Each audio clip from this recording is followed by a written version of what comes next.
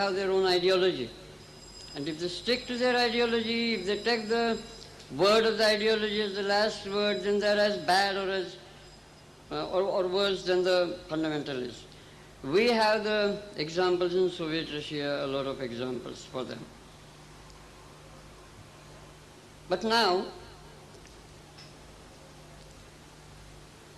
if the journalists think that they are the dealers of the words, the supreme dealers of the words in today's world,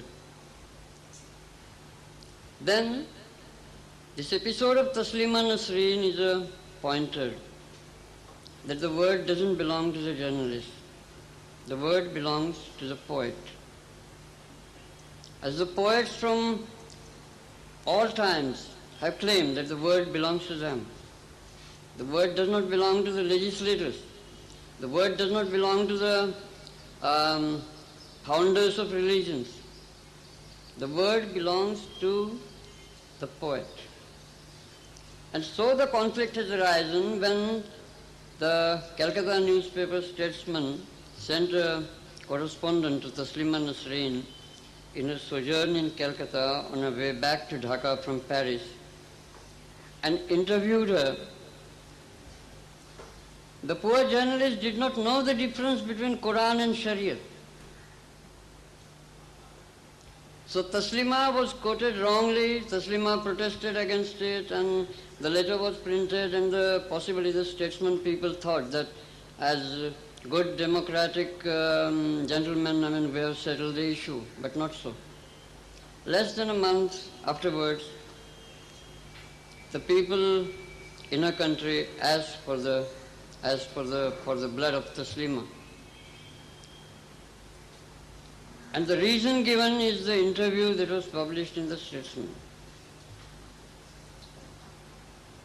I had imagined Indian newspapers will have the sincerity to say we are sorry. If somebody's life has been put into peril because of what a certain newspaper published wrongly, and it's well, freedom of expression also means that you have the freedom to say you are sorry. It's not like you are always in the right. You may not be always in the right. But that's not been done. And I think we have to think seriously. Suppose, for instance, for whatever reasons, Taslima loses her life. Her blood would be on the head of an Indian newspaper. And so also on the head of the fundamentalists, but also on the head of an Indian newspaper. Now you have to decide which one or who are the blocks, who are blocking the freedom of expression, the newspapers, the fundamentalists, or together, both of them. For an unofficial practitioner of words, the poet, the newspapers and the fundamentalists, the largely circulated newspapers and the largely followed religions may not make much difference. There may not be much difference between them. That's all.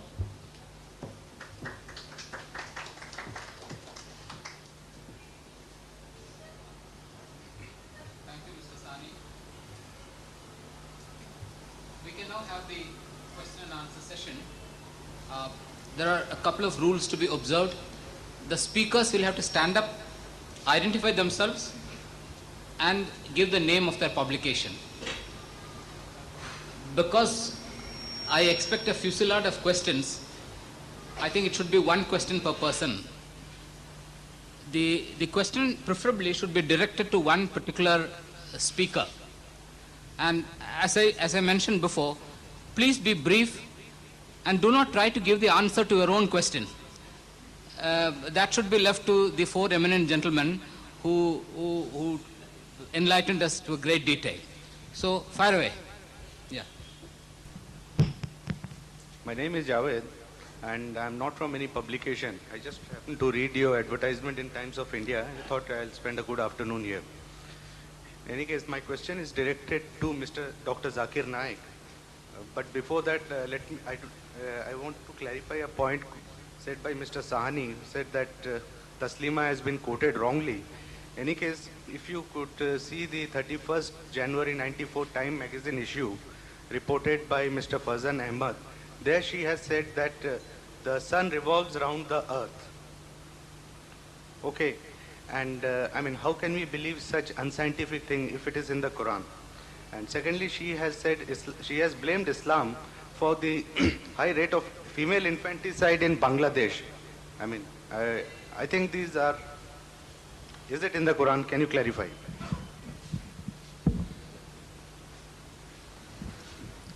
Brother Javed has posed me two questions. It depends upon the chairperson whether he allows me to answer both or not. I will answer the... He has the beginner's luck, so he has asked two questions. Okay, In future, it won't be permitted. Only one question. Okay. The first question he said was in the Time magazine, which happens to be one of the most authentic magazine in the world, one of the most authentic magazine. I do agree it was reported on the 31st of January that she said that Quran mentions that the sun revolves around the earth. And if we believe in such teachings, how can we progress? I do agree with the second statement. If we believe in such statements, how will we progress? But regarding the first part of the allegation, that the Quran mentions that the sun revolves around the earth, I want proof. Qul hatu burhanakum. Let us produce a proof. Where does the Quran say that? What she's referring to, brother, is mainly a verse in the Quran, in Surah Al-Anbiya, chapter number 21, verse number 33, which says, هُوَ الَّذِي خَلَقَ اللَّيْلَ وَالنَّهَارَ وَالشَّمْسَ وَالْقَمَرَ كُلٌّ فِي فَلَكٍ يَسْبَحُونَ. That it is Allah who has created the night and the day, the sun and the moon, each one traveling in its orbit. The same thing is repeated in Surah Yasin, chapter number 36, verse number 40. كُلٌّ فِي فَلَكٍ يَسْبَحُونَ. Each one traveling in orbit with its own motion. The Quran does not say that the sun revolves around the earth. The Quran says the sun and the moon, each one traveling in its own orbit. The Arabic word used is yasbaha, coming from the root word sabaha, describing the motion of a moving body. If you say a man is doing sabaha on the floor, it means he is not standing. It means he is walking or running. If you say a man is doing sabaha in water, it does not mean he's floating. It means he's swimming. Same way, if you use the word sabaha for a heavenly body, it means rotating about its own axis. So the Quran mentions the sun and the moon rotate, they travel in a motion that they revolve and they rotate about its own axis. Now again, this verse had put me a little bit doubts because I had passed my SSC, I had passed my ICSE, in 1982 from St. Peter's School.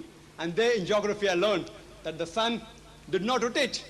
The sun revolved, fine, but it was stationary. It did not rotate about its axis. And the Quran mentioned that the sun rotates about its axis. So I was a bit worried. And then I had to do a little bit of research.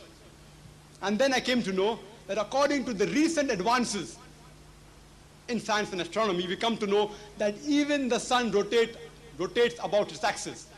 And to prove it, you can take equipment in the laboratory, and since you can't look at the sun directly, the image of the sun can be put on a tabletop, and the sun has got certain holes, like black spots. And that black spots take about 25 days to rotate completely. So in short, the sun takes about 25 days to rotate. So the Quran is not backward, it is more up to date. I want to ask Taslima Nasreen that who could have written this 1400 years ago, that the sun and the moon, وَالشَّمْسَ وَالْقَمَرَ كُلٌّ فِي فَلَكٍ يَسْبَحُونَ, that the sun and the moon, each one travel in its own orbit, means revolving and rotating. Ask her. The Quran does not mention at all that the sun rotates or revolves around the earth. That's a misinterpretation. Since the chairman has given me permission, regarding the second part of the question, and she has alleged that it is because of Islam that there is such a high rate of infanticide, female infanticide in Bangladesh. She alleged that. I want her to tell me, quote me one verse of the Quran which says that you should kill female children. In fact, according to the BBC report in the program